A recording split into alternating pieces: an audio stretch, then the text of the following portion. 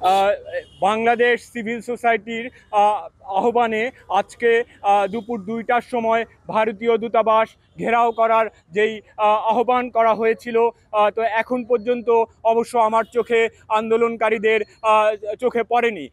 পাশাপাশি এখানকার আইন শৃঙ্খলায় যারা রয়েছেন তারাও কিন্তু প্রস্তুত রয়েছেন। পাশাপাশি আমরা যেটা দেখছি যে বাংলাদেশ সেনাবাহিনীও এখানে অবস্থান নিয়েছে।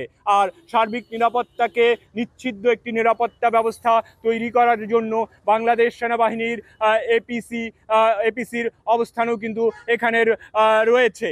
আমরা যদি দেখি এখানে এখানে একটি দুটি এপিসি রয়েছে।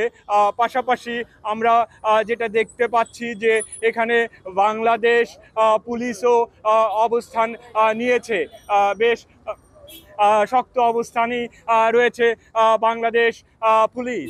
আর আমি যেই চত্বরটিতে দাঁড়িয়ে আছি এটি প্রকৃতপক্ষে গুলশান 2 থেকে বারিধারার যেই চত্বরটি আমরা দেখছি, এই চত্বরে এখন পর্যন্ত যান চলাচল স্বাভাবিক রয়েছে। আর প্রথমেই নিরাপত্তার ঢাল হিসেবে দাঁড়িয়ে রয়েছে বাংলাদেশ পুলিশের সদস্যরা। এরপরেই যেটা দেখতে পাচ্ছি আমরা এপিসি, বাংলাদেশ সেনাবাহিনীর এপিসিও প্রস্তুত রয়েছে। এদিকেও দেখছি যে সংবাদ মাধ্যম কর্মীরাও সংবাদ গ্রহণের ক্ষেত্রে যথাযথভাবে প্রস্তুত রয়েছে, সেনাবাহিনীও প্রস্তুত রয়েছে। তো আমরা যেটা জানি যে প্রকৃত অর্থে গতকালকে যেই